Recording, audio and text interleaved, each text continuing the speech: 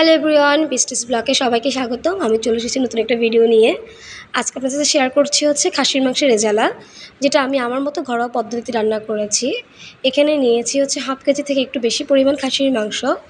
দেখতেই পাচ্ছেন খুবই ফ্রেশ খাসির মাংস পেয়েছিলাম বাজারে, তাই নিয়ে এসেছে। আজকে রান্না করবো খাসির মাংসের রেজালা। যেহেতু আমি আজকে ফার্স্ট রান্না করছি, আমি ফার্স্ট খাসির মাংস রান্না করছি। আরেকবার রান্না করেছিলাম, তেমন মজা হয়নি। তো আজকে আবার ট্রাই করছি। তো আমি এখানে রসুন বাটা, আদা বাটা, পেঁয়াজ কুচি, কাঁচামরিচ নিয়েছি। আমি পেঁয়াজটা ভেজে তারপরে দিব। আর সাথে বিভিন্ন মশলা নিয়েছি। সবই আমার ঘরের মশলা। আমি কোনো বাইরের প্যাকেটজাত কোনো মশলা নিইনি আর কি। তো সবসময় বাটা মশলা দিয়ে মাংস খেতে খুবই মজা।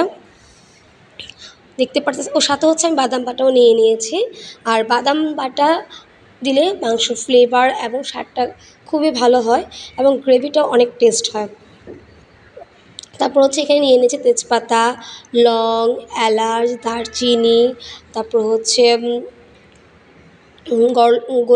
গরম মশলার গোলমরিচ, তারপর শাহি জিরা, হলুদ, লবণ, ধনে গুঁড়া, জিরে গুঁড়া, মরিচ। আর আমার একটা মশলা, সিক্রেট মশলা, যেটা আমি বিরিয়ানি বা মাংসে আমি ইউজ করে থাকি। তো এটা। আর সাথে নিয়ে নেবে লবণ তো লাগবেই জানেন। আর এখানে আমি নিয়ে নিয়েছি টক দই। সেটা আমি আগের দিন টক দই করে রেখেছিলাম। সেই টক দই দিয়ে করে নেব। এখানে আমি টক দইটা ফেটে নিয়েছি ভালো করে, যাতে করে মাংসটা খুবই সফট হয়ে যায়। দই টক জাতীয় খাবার দিলে কিন্তু মাংস নরম হয়ে যায়। তো আমি এখানে একটা পাতিল বসিয়ে দিয়েছি, কড়াই আমি তেলটা দিয়ে দিয়েছি। দিয়ে প্রথমে আমি আগে দারচিনি, এলাচি, গোলমরিচ, শাহি জিরা সব দিয়ে একটু ভেজে তারপর আমি পেঁয়াজগুলো দিয়ে দিচ্ছি। পেঁয়াজগুলো একটু ভেজে নিব। ভেজে নিয়ে মশলা তৈরি করব। এই রেজালাটা আপনারা পরোটা দিয়েও খেতে পারবেন, তারপর ভাত দিয়েও খেতে পারবেন, পোলাও দিয়েও খেতে পারবেন, অনেক ভালো লাগে। আমরা এই রেজালাটা বাসন্তী পোলাও দিয়ে খেয়েছিলাম। জাস্ট বলবো কি, এত মজা লেগেছে, গ্রেভিটা অনেক ভালো লেগেছে। তো আমি পেঁয়াজের সাথে একটু হালকা লবণ দিয়ে দিয়েছি, তাহলে তাড়াতাড়ি একটু ভাজি হয়ে যাবে এই জন্য। তো আমি পেঁয়াজটা একটু ভালো মতো ভেজে নিচ্ছি, দেখতে পারতেছেন। যত মশলা বেশি পড়লে কিন্তু খাওয়া ভালো, মাংসটা ভালো হয় না, মশলা গন্ধ থেকে যায়। যদি সব পরিমাণ মতো দেওয়া হয় তাহলে সব কিছু ভালো মতো হয়। তারপর আমি এক এক করে আদা বাটা, রসুন বাটা সব দিয়ে দিচ্ছি। আমি এখানে সব আধা কেজি থেকে একটু বেশি মাংসের পরিমাণ নিয়েছি, কেমন হতে পারে সেই পরিমাণে নিয়েছি। আমি সব দিয়ে দিয়েছি, এক করে সব মশলা দিয়ে নিচ্ছি। এখন আমি মশলাগুলো কষিয়ে নেব। সাথে বাদাম বাটা দিয়ে দিচ্ছি। বাদাম বাটার জন্য কিন্তু গ্রেভিটা অনেক মজা হয়। আমি পরিমাণ মতো বাদামটা বেটে নিয়েছি। আমি সাথে কিছু দুধও দিয়ে দিব, লিকুইড দুধ। আপনারা চাইলে গুঁড়া দুধও গুলে দিতে পারেন। তো আমি এখানে ভালো মতো মিক্সড করে নিচ্ছি মশলা করার জন্য। এই যে দেখতে পারতেছেন মশলাটা মোটামুটি কষিয়ে আসছে। এখন এতে আমি ধনিয়া গুঁড়া, জিরা গুঁড়া, যা মশলা আছে সব একসাথে দিয়ে দিব। একটু পানি দিয়ে নিচ্ছি যেন মশলাটা না পুড়ে যায়। হ্যাঁ, ভালো মতো একটু কষিয়ে নিচ্ছি।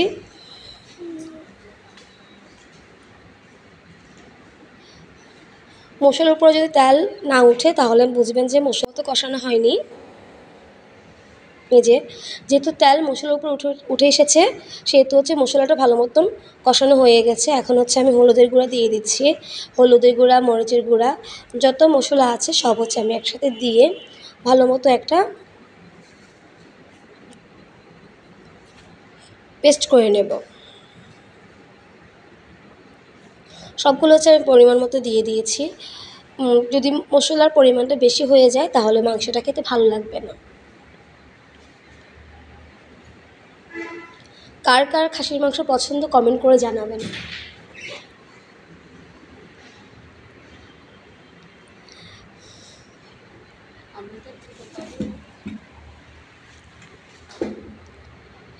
তারপর হচ্ছে আমি ভালো মতো আরেকটু কষিয়ে নিচ্ছি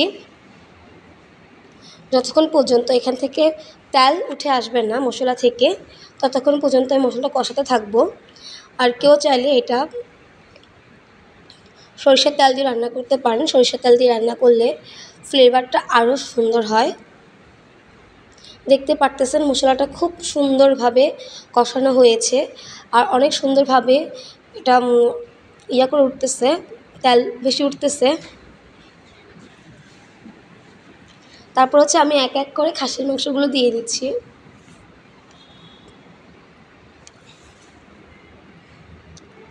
আমি খাসির মাংসটা এনে ভালো মতো ধুয়ে জল সরিয়ে রেখেছি। তারপর হচ্ছে মাংসটা দিয়েছি। অনেকে আছে ধুয়ে দিয়ে দেন, সাথে সাথে দিবেন না, তাহলে খাসির মাংসতে একটা জল থেকে যায়, ওই জলটা থেকে মাংসে জল চলে আসে, খেতে ভালো লাগে না। জলটা যদি ঝরিয়ে রাখা হয় তাহলে মাংসটা খুব ভালোভাবে রান্না করা হয়। তারপরে হচ্ছে আমি ভালো মতো হচ্ছে মাংসের সাথে মিক্সড করে নিচ্ছি মশলাটা, যাতে করে পুরো মশলাটা মাংসের ভিতরে লেগে থাকে।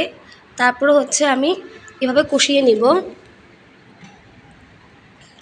আধা ঘন্টা প্রথমে কষিয়ে নিব। এই কষানো থেকে জলটা বেরিয়ে আসবে, ওই জল দিয়ে হচ্ছে মাংস রান্না করা হবে। তারপর হচ্ছে দেখতে পারতেছেন কষানো মোটামুটি হয়ে এসেছে। তারপর হচ্ছে আমি কাঁচামরিচটা দিয়ে দিয়েছি। কাঁচামরিচটা প্রথমে দিইনি, এখন হচ্ছে কাঁচামরিচটা দিয়ে দিয়েছি। আপনাদের স্বাদ মতো আপনারা হচ্ছে কাঁচামরিচগুলো দিয়ে দিবেন।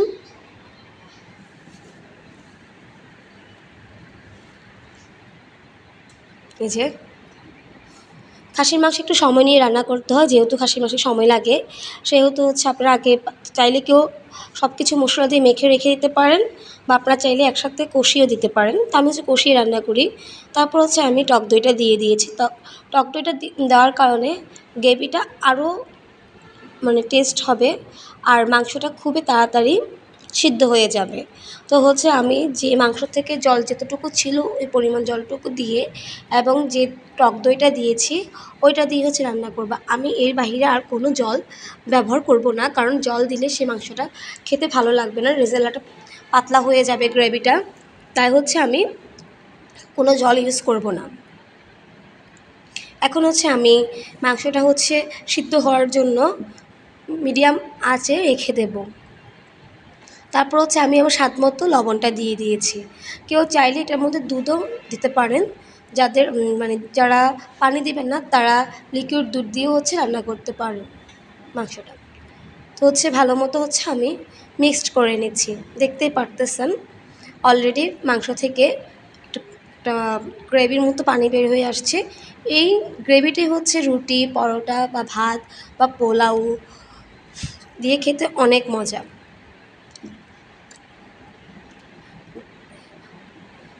মোটামুটি রান্না কমপ্লিট হয়ে গিয়েছে। আমি তারপর আরও কিছুক্ষণ রেখে দিব, যাতে করে একেবারে মাংসটা হচ্ছে ধরলে যেন খুলে যায়, ওই অবস্থার জন্য সিদ্ধ করার জন্য। আমার রান্না কমপ্লিট হয়ে গিয়েছে। দেখতে পারতেছেন রান্নার কালারটা কেমন হয়েছে বা লুকটা কেমন হয়েছে আপনারা কমেন্ট করে জানাবেন। আর যারা যারা খাসির রেজালা খেতে চান একবার হলো ট্রাই করে দেখতে পারেন কেমন হয় বা খেতে কেমন লাগে, কেমন মজা লাগে। যাদের আমার রান্না ভালো লাগে তারা হচ্ছে আমার পেজে গিয়ে লাইক, কমেন্ট, শেয়ার করে দিবেন। আর আমার ইউটিউব চ্যানেলটা ভিজিট করে আসবেন, সাথে সাবস্ক্রাইব করে দিবেন আমার ইউটিউব চ্যানেল বৃষ্টিস ব্লগ। সবাই পাশে থাকবেন, ভালো থাকবেন, সুস্থ থাকবেন।